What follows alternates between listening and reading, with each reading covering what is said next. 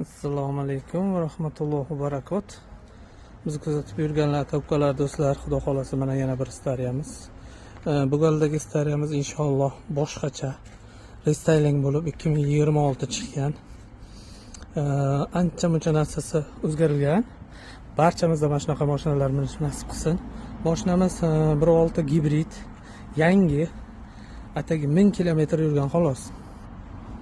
İnşallah kimga qiziq bo'lsa, zavoddan ham zakaz qilib chiqarib beramiz, nasib bo'lsa.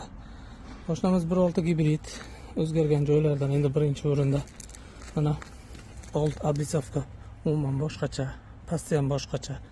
Logotip kattaroq bo'lgan. Litlar 4 tadan 8 ta bo'lgan. Oldingisiga 6 ta edi.